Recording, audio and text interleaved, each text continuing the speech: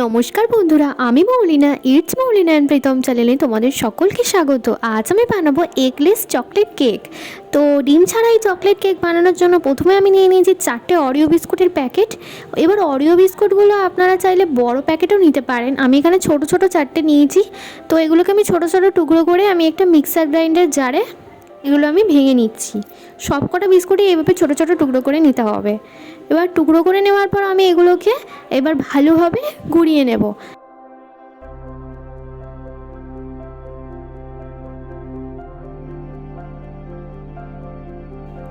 বিস্কুটগুলো আমি গুঁড়ো করে নিয়েছি এইভাবে। এবার গুঁড়ো করে নেওয়ার পর একটা পাত্রের মধ্যে আমি ঢেলে নিচ্ছি বিস্কুটের গুঁড়োটা।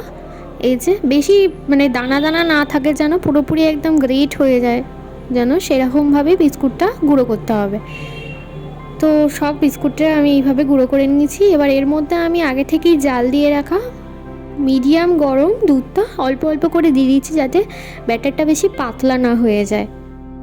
তো অল্প অল্প দুধ দিয়ে আমি এইভাবে একটা চামচের সাহায্যে ব্যাটারটা তৈরি করে নিচ্ছি।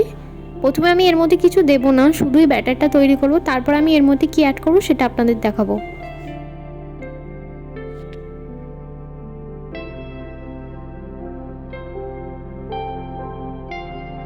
এই চকলেট কেকটা ডিম ছাড়াও বানানো যায় বা ডিম দিয়েও বানানো যায়। আমি এখানে যেমন ডিম ছাড়া বানিয়েছি, আপনাদের সবারই আশা করি খুব ভালো লাগবে এই রেসিপিটা। তো বাড়িতে একবার হলেও ট্রাই করবেন।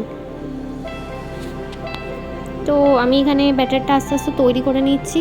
আমি একটু কম কম কম করে দুধ দিয়ে করছি, যাতে না ব্যাটারটা বেশি পাতলা হয়ে যায়। সেই কারণে, কারণ পাতলা হয়ে গেলে বেক হতে দেরি হবে কেকটা।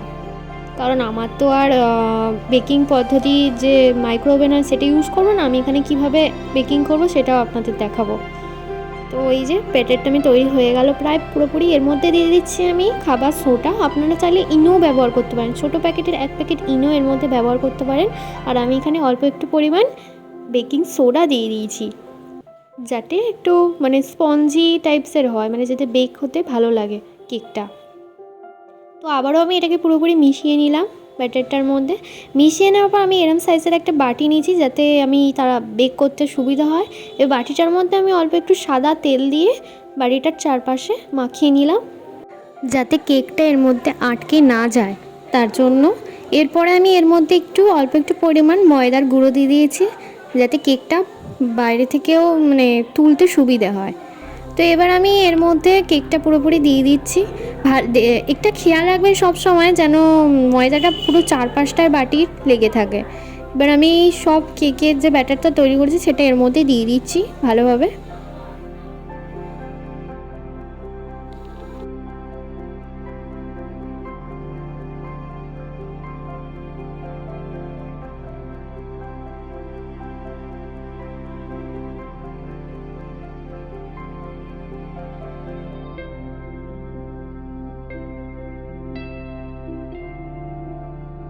এবার সব কেকের ব্যাটারটা দিয়ে দেওয়ার পর বাড়িটা একটু ঠুকে নেবেন। ঠুকে নেওয়ার পর আমি এখানে আগে থাকতে একটা প্রেসার কুকারে অল্প একটু জল দিয়ে গরম হতে দিয়ে দিয়েছি। আমার কাছে যেহেতু কোনো বসানোর জিনিস ছিল না, যার জন্য আমি ভিতরে একটা বাটি দিয়ে দিয়েছি। তো এবার গরম হয়ে যাওয়ার পর আমি এবার কেকটা আস্তে আস্তে কেকের যে ব্যাটারটা তৈরি করেছি সেটা আস্তে আস্তে আমি এর মধ্যে সাঁড়াশির সাহায্যে দিয়ে দিলাম। দিয়ে এবার আমি ঢাকাটা পুরোপুরি আঁটবো না, জাস্ট ঢাকা দেওয়ার মতো দিয়ে প্রায় আধা ঘন্টা 30 মিনিট থেকে 45 মিনিট আমি এটা বেক হতে দেবো। তো ততক্ষণে আমি চাপা খুলবো না, যাতে ভিতরের হাওয়া বাতাস কিছু না ঢোকে। এবার দেখতেই পাচ্ছ কেকটা যথেষ্ট সুন্দর বেক হয়েছে। আর কেকটা বেক হয়েছে কি চেক করার জন্য একটা কাঠির সাহায্যে চেক করতে পারেন। এবার আমি এর মধ্যে চকলেট দিয়ে জাস্ট ডেকোরেট করবো। আমি ডেয়ারি মিল্কের চকলেট নিয়েছি, নিয়ে ওটাকে আমি গরম করে নিয়ে এর মধ্যে এবার আস্তে আস্তে আমি মাখিয়ে দিচ্ছি কেকটার মধ্যে, যাতে দেখতে সুন্দর লাগে এবং খেতেও সুন্দর হয়। আপনারা চাইলে এখানে ডার্ক চকলেটও ব্যবহার করতে পারেন। আমি এখানে ডেয়ারি মিল্কের চকলেট ব্যবহার করেছি।